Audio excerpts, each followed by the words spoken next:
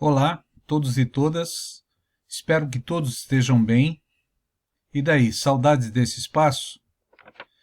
Vamos fazer aqui uma breve revisão do conteúdo para reiniciarmos as nossas atividades não presenciais. Lembro que o eletromagnetismo clássico estuda as cargas elétricas e correntes elétricas e suas ações mútuas, como se todas as grandezas envolvidas pudessem ser medidas independentemente com precisão limitada. No primeiro momento do curso, estudamos a física das cargas elétricas estacionárias, ou seja, eletrostática. A carga elétrica é uma característica intrínseca das partículas elementares.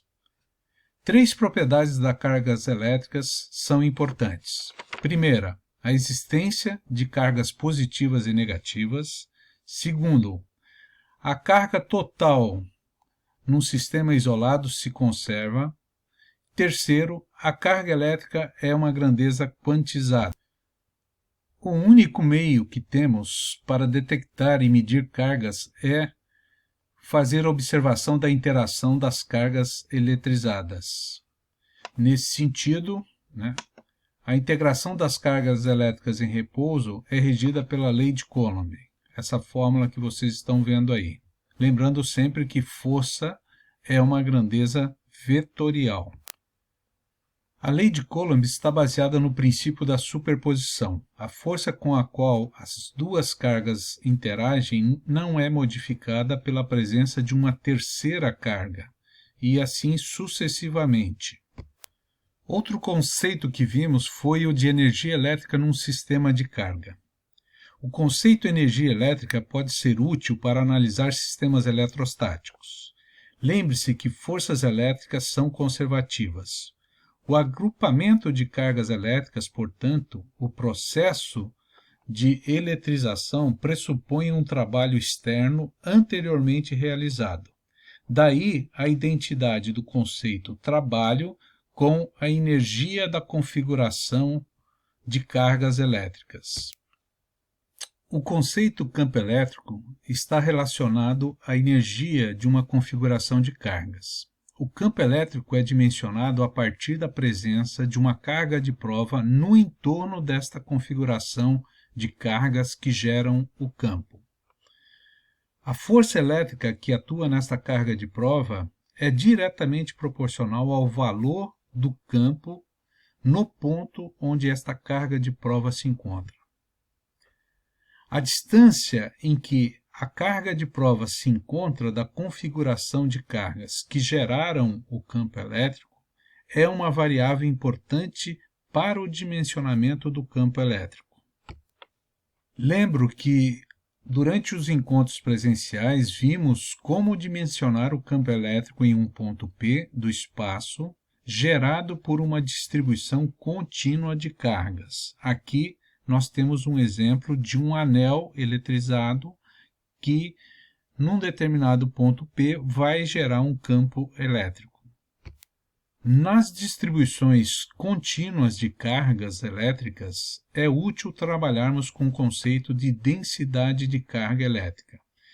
Podemos, conforme as características do corpo eletrizado, falar em densidade de carga linear, superficial ou volumétrica.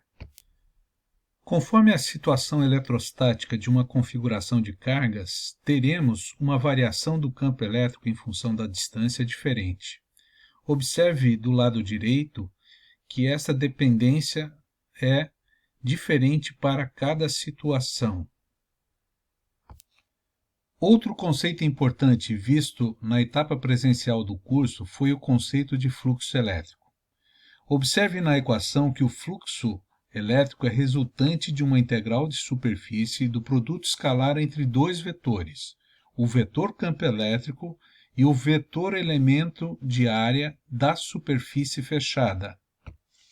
A lei de Gauss na eletrostática é equivalente à lei de Coulomb, porém ela é mais geral e pode ser aplicada em situações eletrodinâmicas, enquanto a lei de Coulomb só é válida para a eletrostática. A lei de Gauss nos diz que o fluxo é proporcional à carga elétrica contida pela superfície gaussiana. A superfície gaussiana é outro conceito importante da lei de Gauss, que, em situações de simetria, nos ajuda à resolução de problemas.